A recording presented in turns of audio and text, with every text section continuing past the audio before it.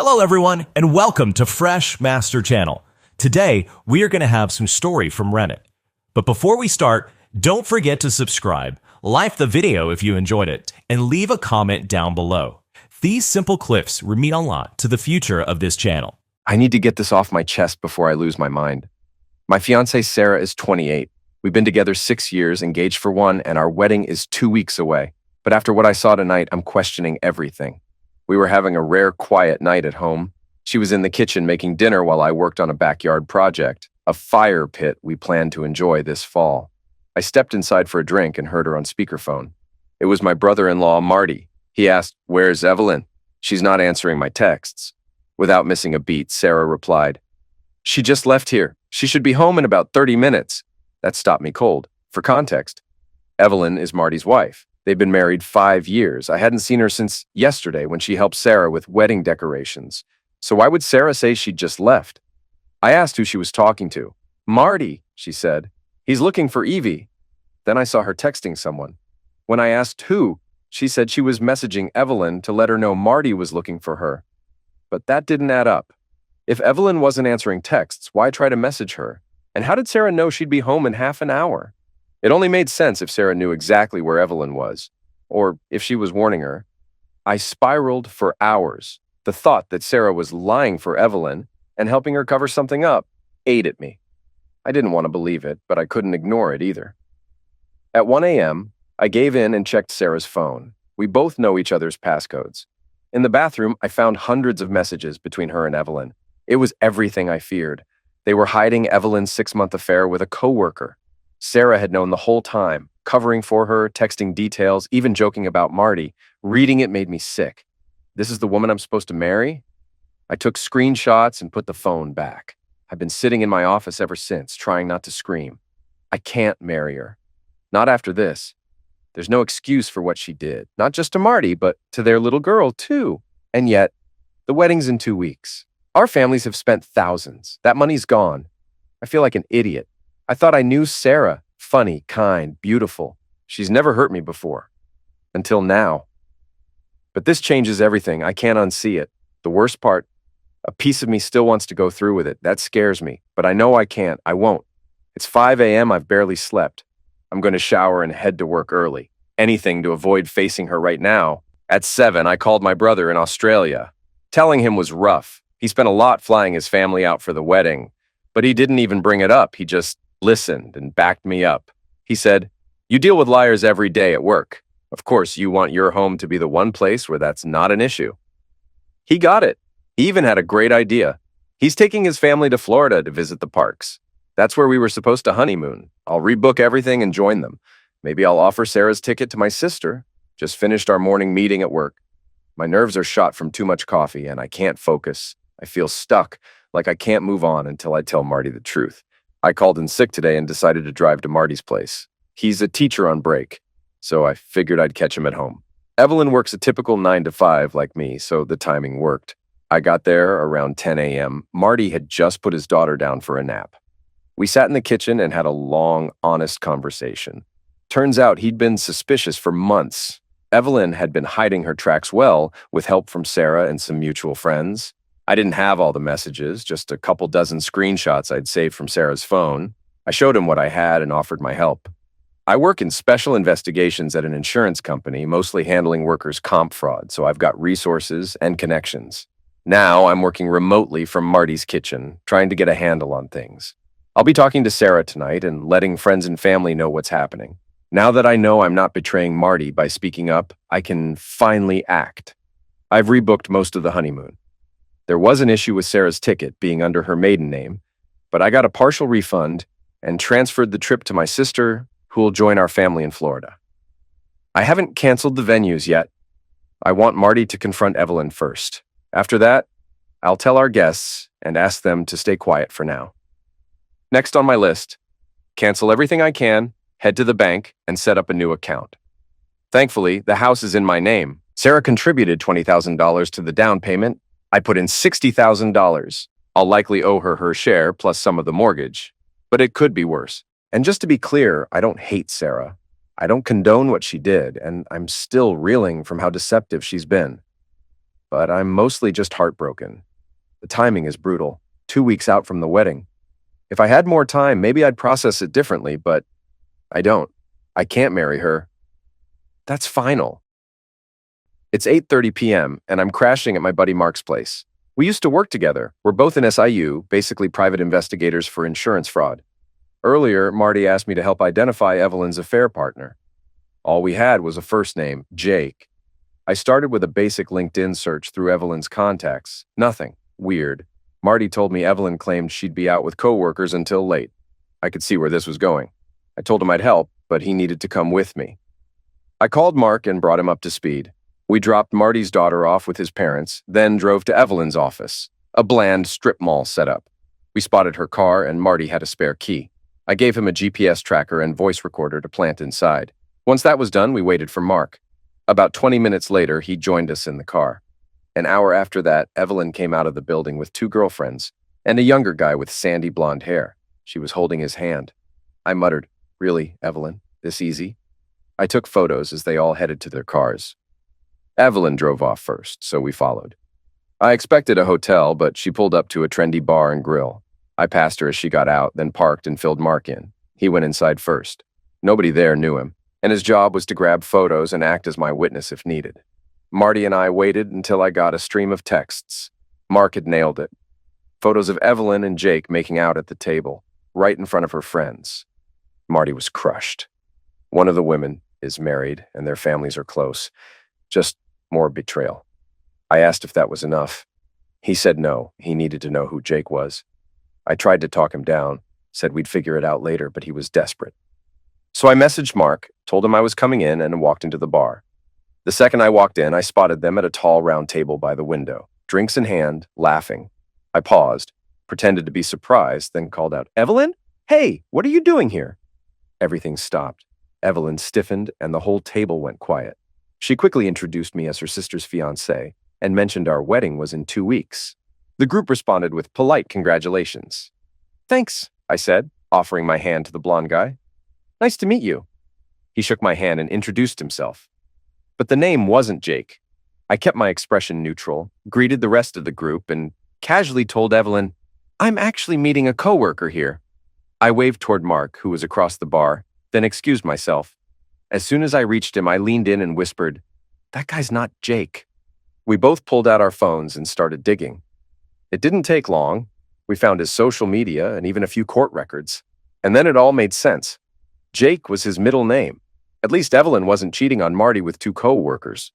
Silver linings, I guess. We also discovered Jake is 26, married, and has a 1-year-old daughter. Just when you think it can't get any worse. I texted Marty the guy's real name and told him to hold tight. I stayed visible at the bar, right in Evelyn's line of sight. The mood at their table had shifted. No one looked relaxed anymore. That was the goal. 10 minutes later, I told Marty to text Evelyn that he was staying at his parents' house with their daughter tonight. Not long after, Evelyn looked at her phone, showed something to Jake, and within moments, the entire group was grabbing their things. Evelyn walked over to me and said, "Good night. Hey, do you and Sarah want to come over for dinner this weekend?" I smiled and replied, "That sounds great. Have a good night." Once they were out of sight, Mark and I paid the bill and rushed back to Marty. We didn't know what Evelyn's next move would be. Maybe a hotel. But we followed her car discreetly. She ended up going home. A few minutes later, another car pulled into the driveway. Jake stepped out, walked to the front door, and Evelyn let him in. It was around 7:30 p.m. by that point. I'd done more than enough. I had my own situation to deal with.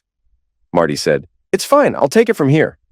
He grabbed my gear from Evelyn's car. We said our goodbyes, and I headed back to Mark's place.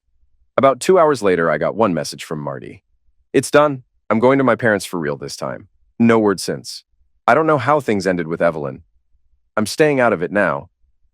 If he followed my advice, he was recording the whole thing. I'll find out eventually. Right now, I need to focus on Sarah. I'm going home to end the engagement. I know it's going to go badly. There's no easy way to do this, but I can't marry her. Not after everything I've seen. I don't know if we're done for good or just for now, but the wedding is off. Period. Until that night, I had no reason to doubt her, but seeing how easily she lied flipped a switch. I saw a whole new side of her, and it was like the ground fell out from under me. Honestly, I'm proud I stayed calm. If I had confronted her then and there, she might have deleted everything. I'd never have seen the messages, never uncovered what she was hiding. So yeah, I followed my gut. And it worked. Last night, I finally had the talk with Sarah. It was rough. When I walked in, she was on the couch comforting Evelyn. For a second, I considered turning around. But I didn't. Words were exchanged. Emotions ran high, voices got loud, and eventually the police were called. Afterward, I crashed and slept nearly 10 hours. Took another sick day. Finally got some rest around 11 a.m. The exhaustion hit hard. To summarize, I came home ready to cancel the wedding and found Sarah consoling the woman she helped cover for. That about says it all. My phone's been blowing up ever since. Texts, calls, voicemails. At this point, if it vibrates again, I might leave it at Evelyn's office and charge $10 a minute for people to watch it. Things are still chaotic. My family already knew by yesterday afternoon. Now I've got to notify friends, handle logistics, and try to move forward. Update. At first, I was uneasy about how public this all became. Like, what have I done? But after this past weekend, I've decided to stop caring. The truth's out, and frankly, I don't think I've done anything wrong, no matter what a few critics might say. There's a lot to unpack, and most of it has been a mess. Honestly, a total train wreck. I didn't leave Mark's place until late that night. Sarah knew I was out handling business with him, but she had no clue that the business was her sister's affair. I stayed longer than necessary, mostly trying to work up the nerve to face her. After a few pep talks from Mark, I finally texted Sarah to let her know I was heading home. I wasn't ready for what I walked into. Evelyn was on the couch, crying, with Sarah sitting beside her. I hadn't seen Evelyn's car outside, so her being there caught me completely off guard. I froze. For a second, I almost turned around and left. This wasn't how I imagined things going down. Evelyn being there made everything more complicated, but I had a timeline. I needed to start calling friends, canceling vendors, and I couldn't put it off any longer. They both looked up, but no one said a word. No accusations, just silence. I raised my eyebrows and waited. Evelyn went back to sobbing, and Sarah resumed comforting her. After half a minute of uncomfortable quiet, I sat down in the recliner, dropped my laptop bag, pulled out my phone, and casually asked, "So, what's going on?" Evelyn kept crying. Sarah finally looked up and said, "Marty's divorcing Evie." No shock there. Still, I asked, "Why?" Sarah hesitated, her face twisted like a kid being forced to eat vegetables. Evelyn shot her a sharp look. Finally, Sarah mumbled, "She cheated on him." That hit me. I wasn't expecting her to just admit it. She could have played it safe, claimed Marty was accusing her. But no. She confirmed it outright. That mattered. How she said it mattered. I read people for a living, and the tone, the delivery, it told me everything. Evelyn looked like she'd imploded, letting out this mix between a sob and a sigh. I wanted to push further, but I hesitated. Sarah must have read my silence as shock. She was half right. "Did you know?" I asked. She nodded, still rubbing Evelyn's shoulder. "For how long?" 6 months, she answered, plain as day. Even Evelyn was stunned. She smacked Sarah's hand away. Sarah looked like she couldn't believe what had just come out of her mouth. I leaned back, rubbed my face, and decided to just get it over with. "We're not getting married."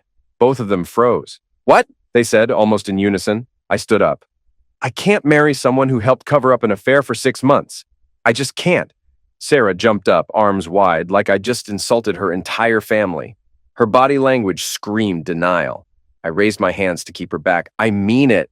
This doesn't sit right with me. You were part of this, and I can't pretend that doesn't matter. Marrying you now would be a mistake." And that's when the breakdown began.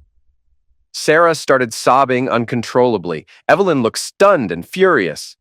The tears turned into pleading, accusations that I didn't love her, that I was destroying everything, that we'd lose thousands, embarrass ourselves in front of everyone we know. All things I'd already considered. Hearing them out loud in that moment made them hit harder. Then I slipped. Or maybe it wasn't a mistake, just risky.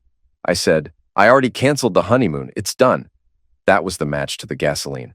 Evelyn's eyes lit up with rage. She connected the dots, me showing up at the bar, the cold demeanor, the canceled honeymoon, her face twisted in fury.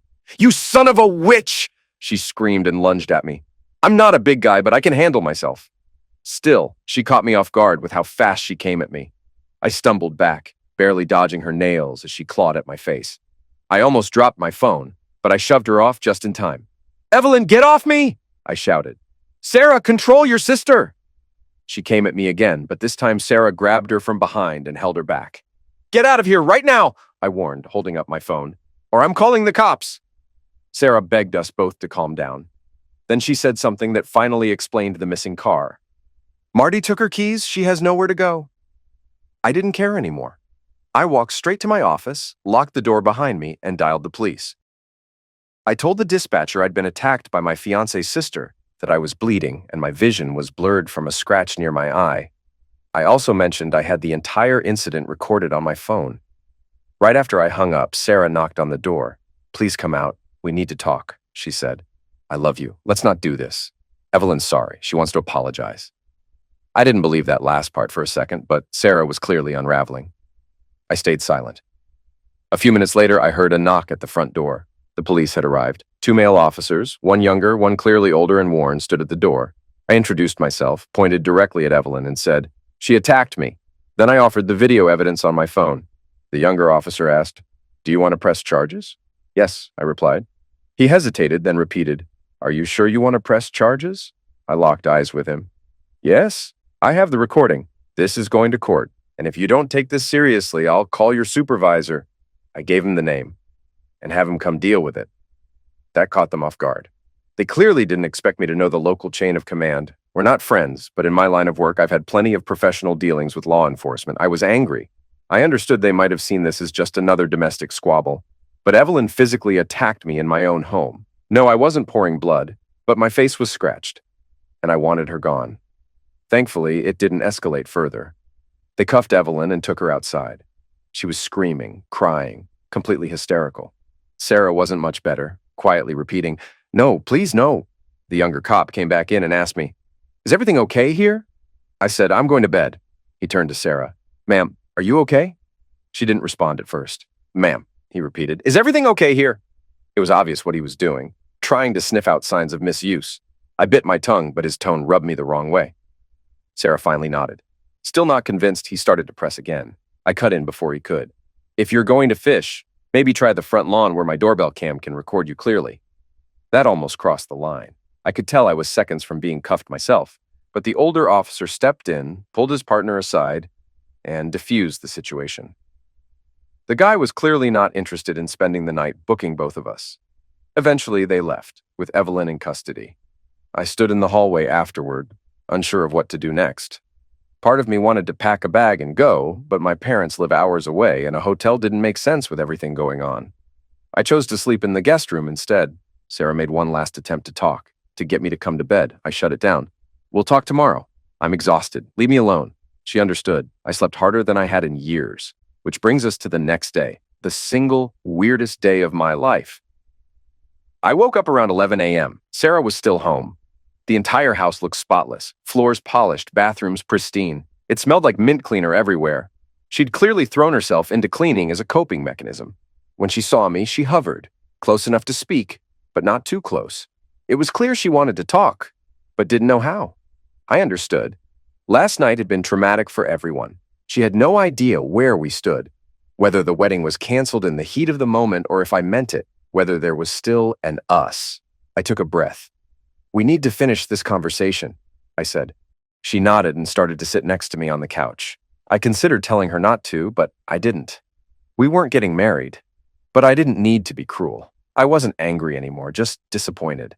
The things I read in those messages between her and Evelyn still made my stomach turn. But we were both hurting. I didn't want to add to it.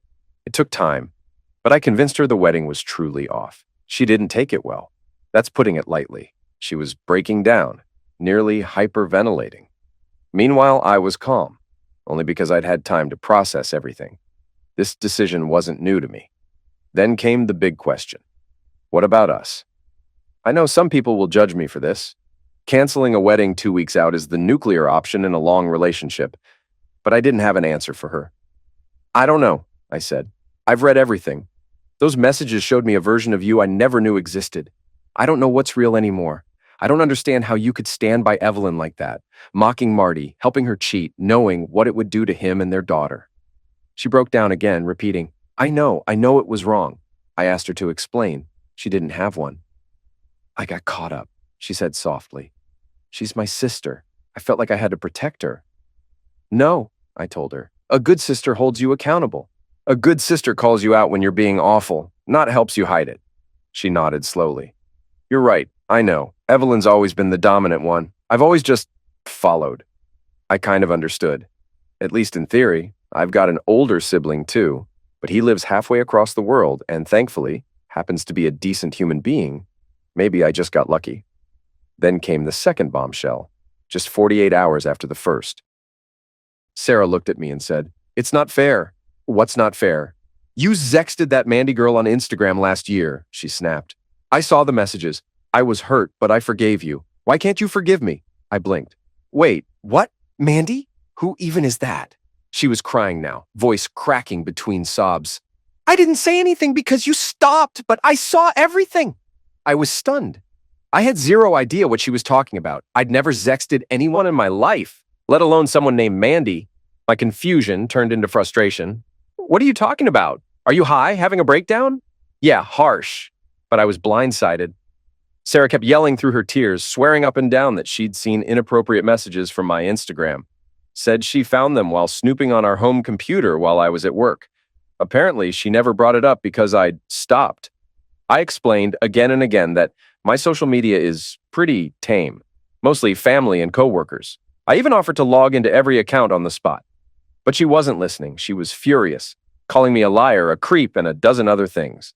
Then she started throwing things. That's when I drew the line. Throw one more thing, I said, and I'll have you removed from this house just like your sister. She cursed, stormed into the bedroom, and slammed the door. Now completely confused, I sat down at my office computer and typed "bimbo wife Mandy" into Google. Instantly, pages came up: Instagram, Twitter, Reddit, and of course, OnlyFans. I clicked the Insta link, and up popped a picture of a woman so unrealistically busty, it looked like a physics experiment. And guess where she's from? Australia. Then it clicked. Remember how I praised my brother? Well, he stayed with us over the holidays, flew in from Australia. I'd told him he could use my office setup if he couldn't sleep. Apparently, after his wife and kids went to bed, he logged in and got cozy with Mandy. Possibly even paid her for messages. What a guy. I wanted to call and confront him right then, but it was 2 or 3 a.m. his time. I had to sit with it, trying to process the train wreck of the past few days.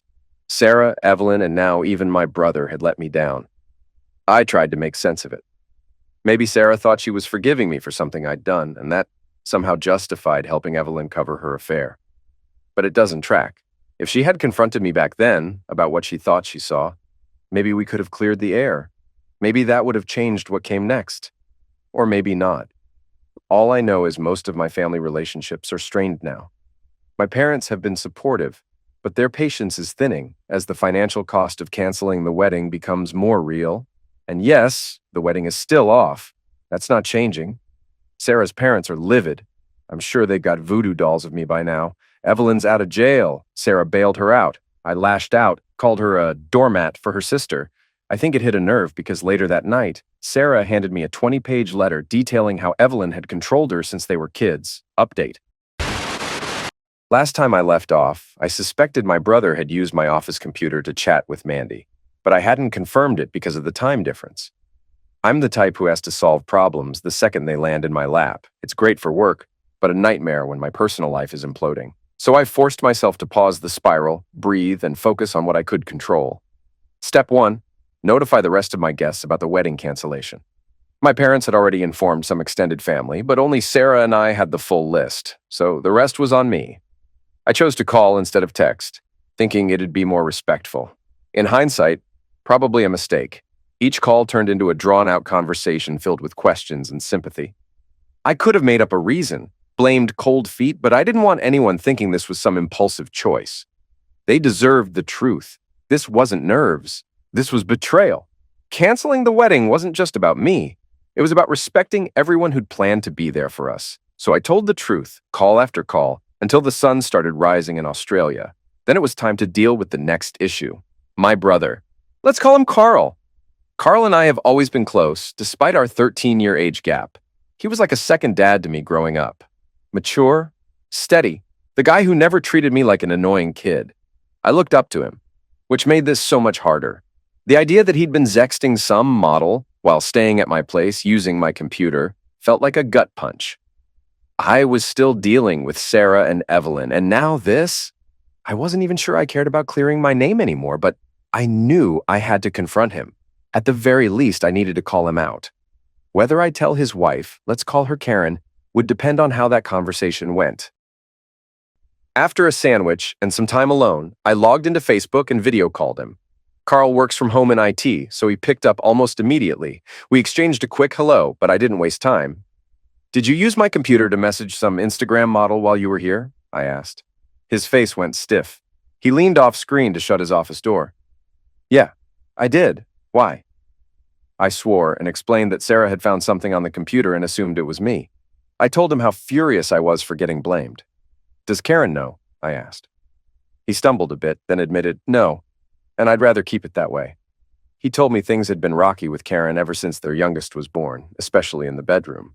He said he'd felt constantly rejected, no matter how much he helped around the house or with the kids.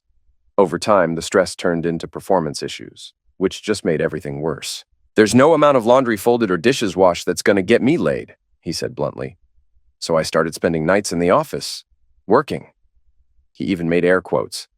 That so-called work spiraled into an OnlyFans habit. With privacy, access, and stress, it all added up.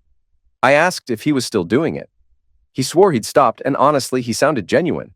But after the week I'd had, I didn't know if I trusted anyone anymore. Now I had a problem. If I wanted to clear my name, Carl would need to confess to Sarah. But if he did that, there was no telling whether she'd keep quiet or blow it up and tell Karen. And while I did think Karen deserved the truth, I wasn't sure I could be the one to drop that bomb, especially if Carl really was trying to fix things. "I think you should tell her," I said, "and get into counseling."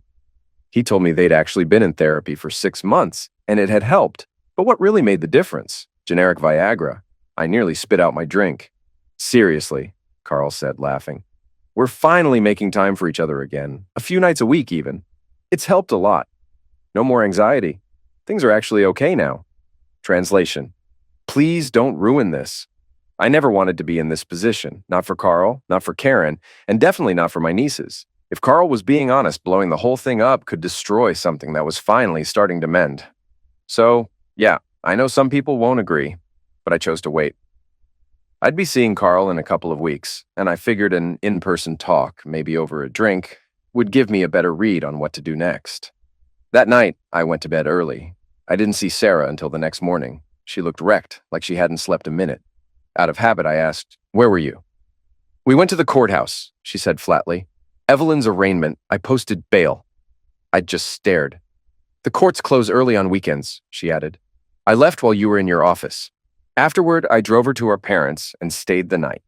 Then she added bitterly, "It was great explaining to my parents that you called off the wedding."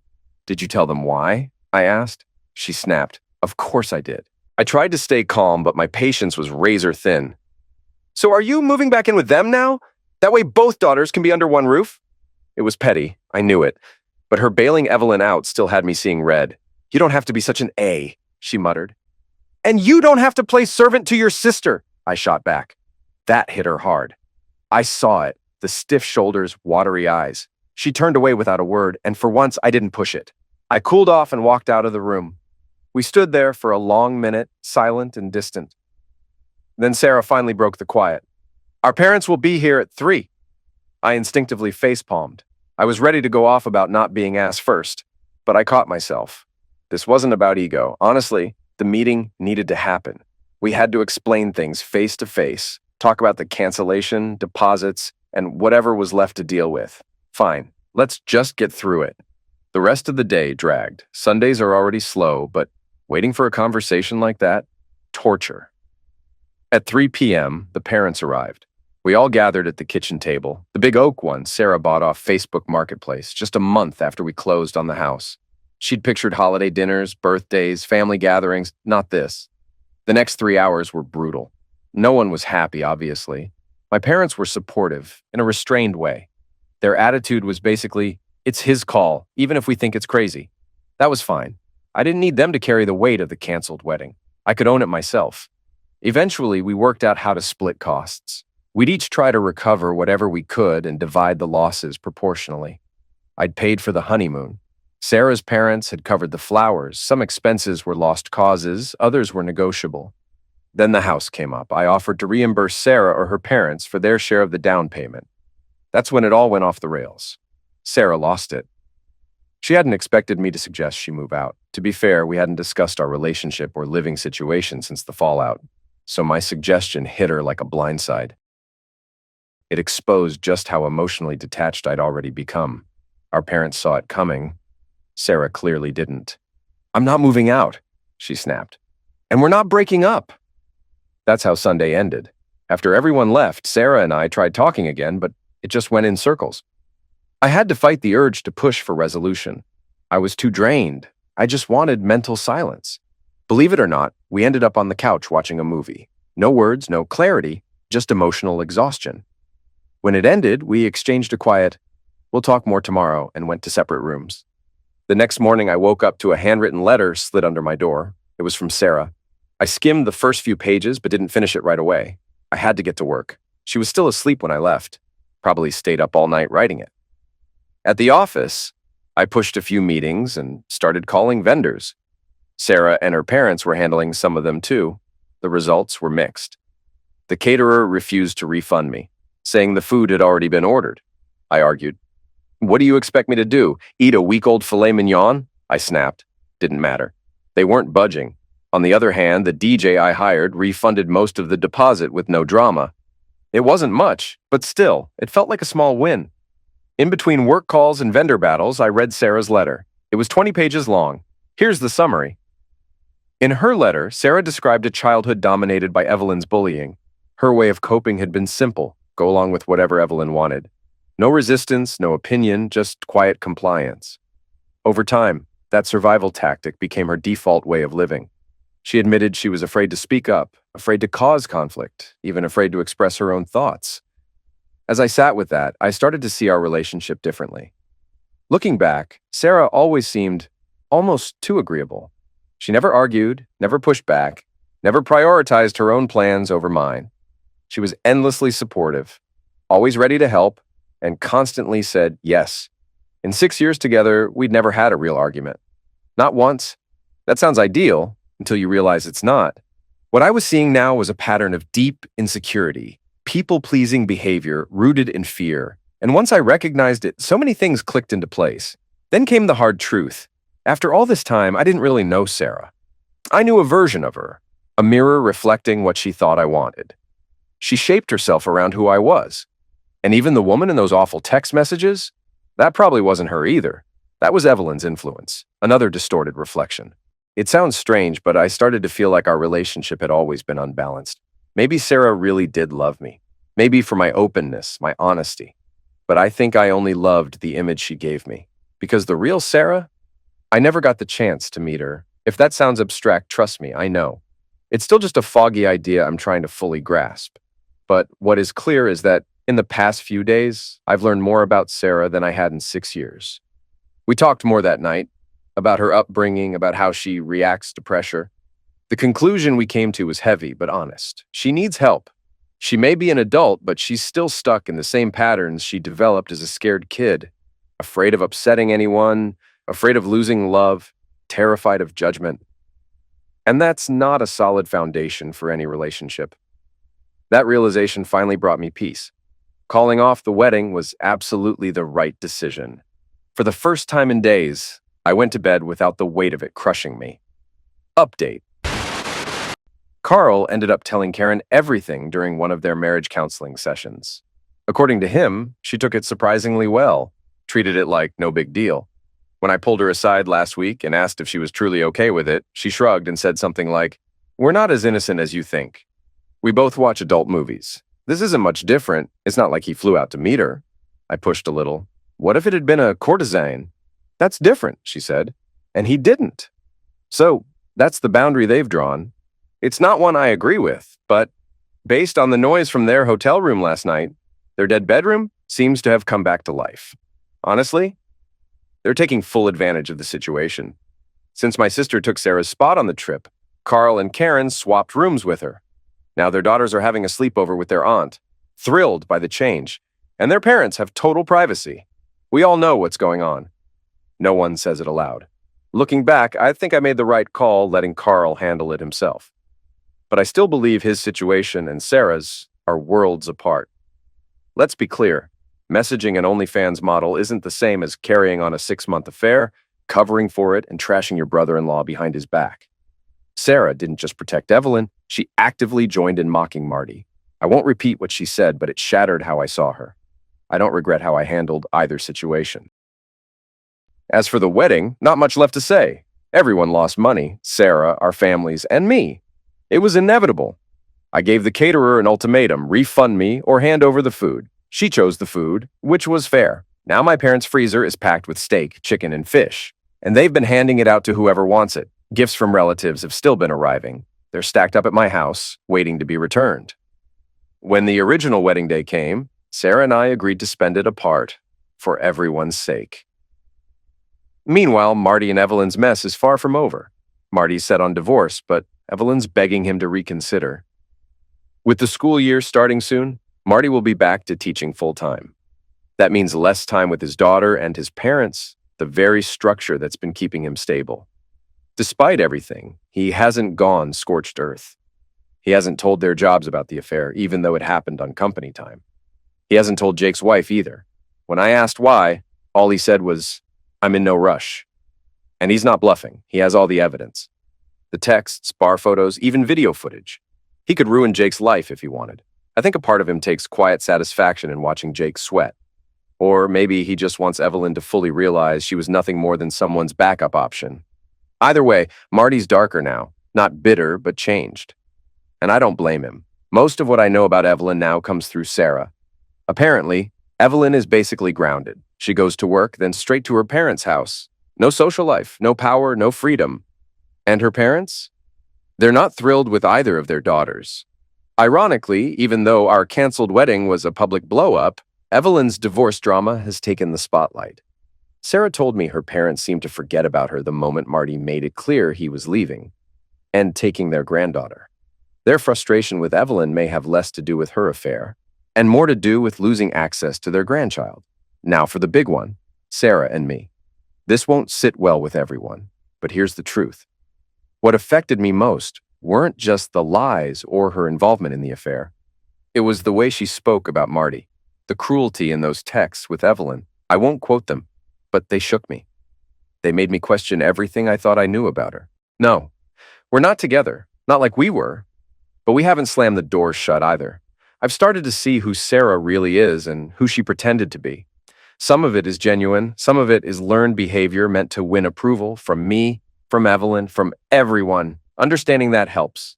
Putting a name to it, people-pleasing, driven by childhood trauma helps even more. And the fact that she's getting help for it, that matters. Despite how hurt I was, I'll give her credit. When I came home that night and found her and Evelyn on the couch, she didn't lie. She didn't downplay her role or spin the truth. At that point, she didn't know I had seen the texts. She could have covered for herself, but she didn't. She told me the truth, even though it made her look bad. That meant something, so no, we're not starting over, but we're not closing the book just yet either. Maybe this isn't the end. Maybe it's the start of something entirely different. Let me be clear, this isn't some win for the forgive her, blame the sister crowd. I haven't forgiven Sarah, and our relationship isn't what it was. She's back living in her old room at her parents' house, just like Evelyn. She says it's only temporary, that the environment's toxic and not helpful for her recovery.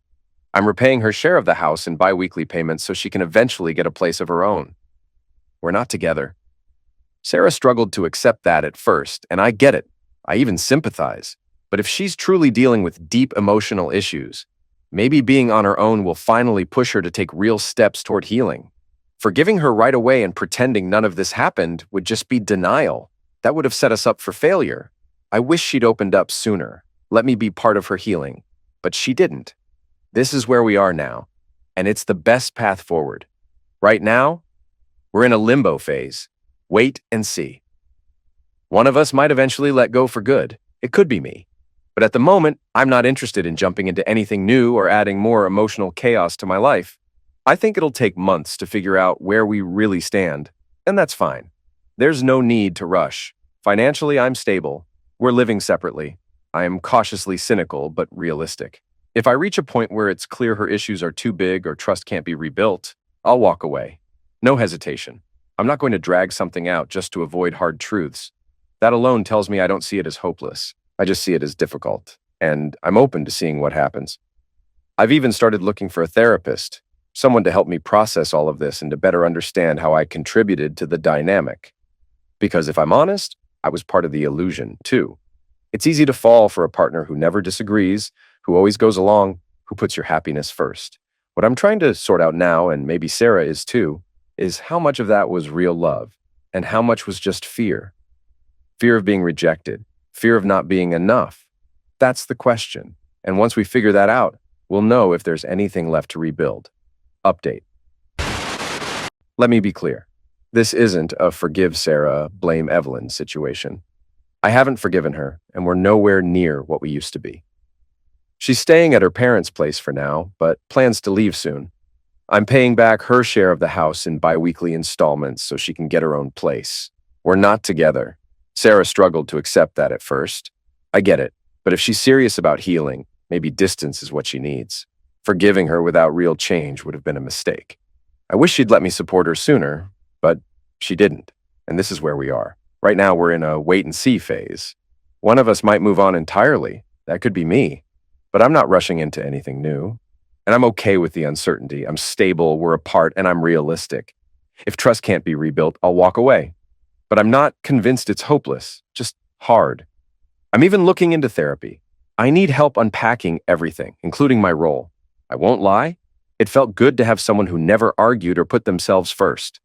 But now I wonder, was it love or fear of rejection? Sarah's recent behavior showed me something. Our relationship wasn't the center of her world like I once thought. Her guilt over Marty, her niece, and a lifetime of resentment toward Evelyn and her parents pushed her to act. Maybe she wanted to hurt Evelyn. Maybe she just needed to do something. At first, I assumed she was trying to impress me, but I've realized not everything is about me. And when someone finally does the right thing, maybe I shouldn't meet it with suspicion. When Sarah overheard Evelyn and their parents plotting to falsely accuse Marty of misuse, I told her we had to warn him immediately. She wanted to be subtle. I wasn't having it. Still, I pushed her to do it herself to show Marty she was truly sorry. She was afraid. Her parents backed Evelyn, and she was under their roof again. But I promised if it blew up, I'd help her find a place. She asked me to go with her. No, I said. You need to do this yourself. She did. They met at Marty's parents' house. She told him everything and gave a formal statement. His parents were harsh, but fair.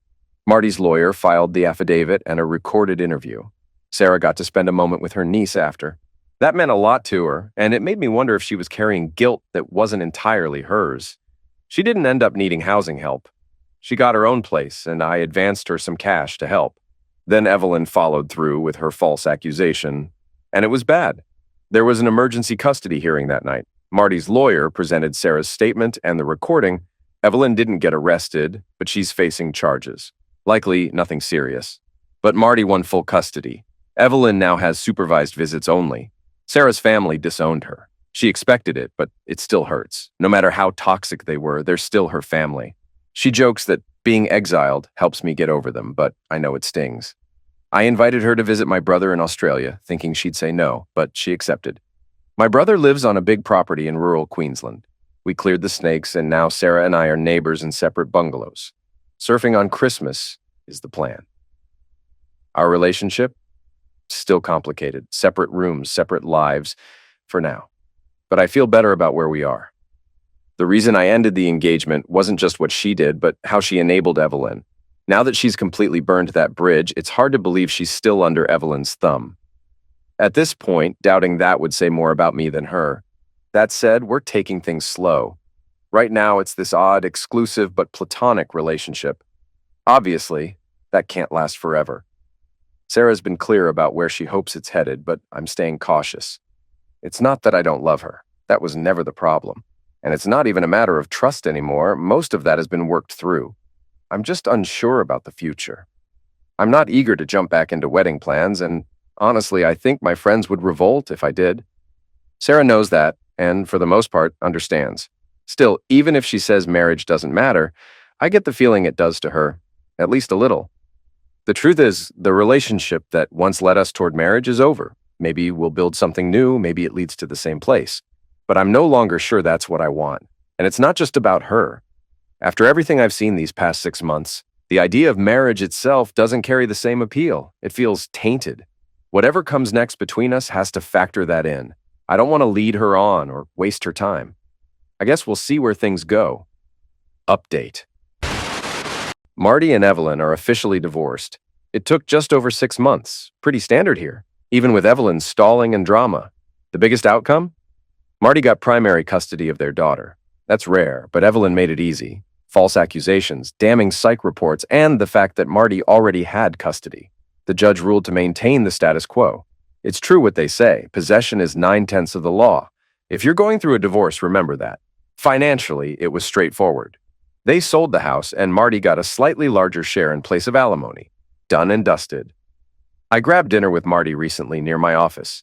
He thanked me again and even had kind words for Sarah. I appreciated that. She's been a great aunt, spending lots of time with his daughter. Of course, it's only on Marty's time. Evelyn's still not speaking to her. One surprising thing from that night. Marty said Evelyn wrote him a letter during the divorce, asking for another chance and confessing more affairs, including one from before they were even married. We both sat there like, why marry someone you're already cheating on? Marty isn't rich or flashy. He's just a good guy and a high school teacher. If that life wasn't what she wanted, she could have walked away. Instead, she stuck around and did damage. Evelyn says she's in therapy, trying to change. But as Marty put it, she doesn't have a self-esteem issue. She has a character problem. Her court behavior said it all. Therapy can't fix someone who refuses to take responsibility. I told him what Sarah had shared about their upbringing, and we agreed. Evelyn's a manipulator. That letter didn't change anything.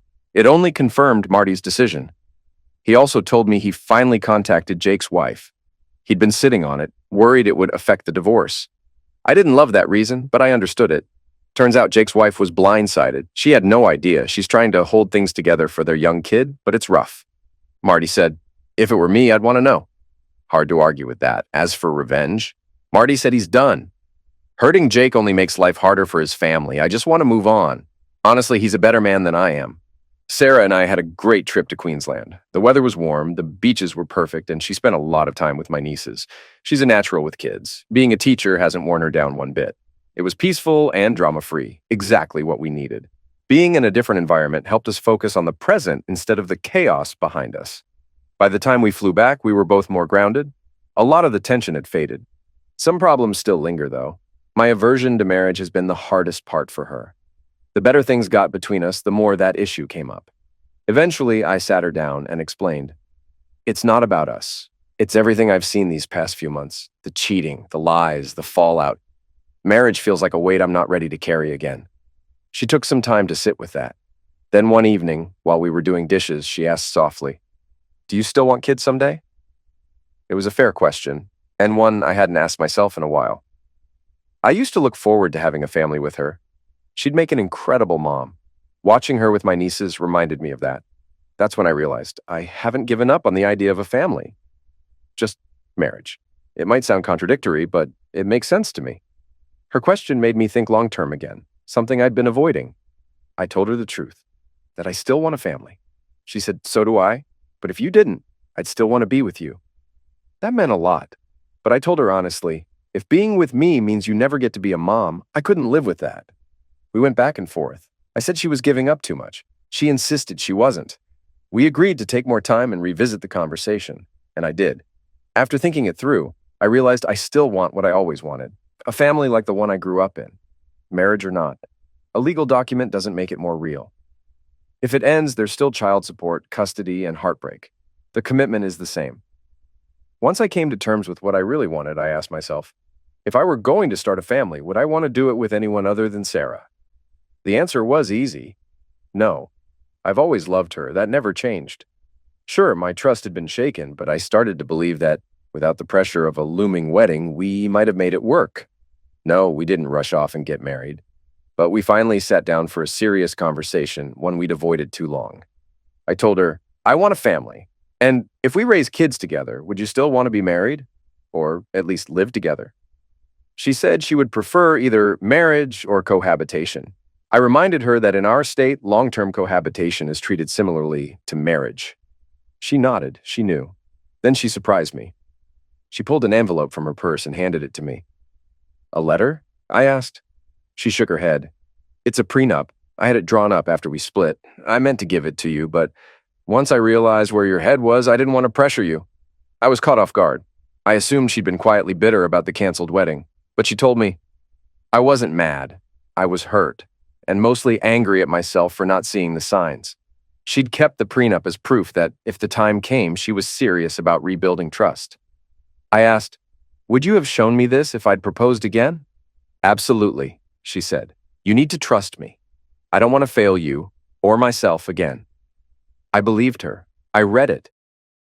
It was fair, thoughtfully written, with an infidelity clause that was more conservative than I expected. She said we could revise it together, but the main points mattered to her. I agreed. We kept talking about next steps, about us. Then I asked, would you move back in with me? She didn't say anything at first, just teared up. She's an emotional crier. My shirt paid the price. Her lease still has a few months left, so we decided she'll finish it out, then move back in. She joked, maybe I should sign a lease with you, just to keep it official. I laughed. We'll figure it out. I wouldn't call it a clean new chapter. It's more of an in-between. We're talking, reflecting, and I've been paying close attention to her actions, and she's been showing up. One thing she said really stuck with me. This is the best thing that's happened to me in a long time, and I have no one to share it with. She's not only estranged from Evelyn, but also not speaking to her mom. Her dad checks in occasionally, but she and her mother treat each other like they don't exist. I've got mixed feelings. Part of me knows her family caused a lot of her emotional wounds, and even with therapy, she's not ready to face them. But I wish it didn't have to be like this. My family and hers couldn't be more different. She missed out on a lot. Loving siblings, supportive parents, a sense of security. That hurts me, and it hurts her too. The one upside? My family never gave up on her. Even after the chaos, my parents have quietly hoped we'd find our way back to each other. They never closed the door. So that's where we are, not married. Not quite back to what we were, but maybe slowly, building something better.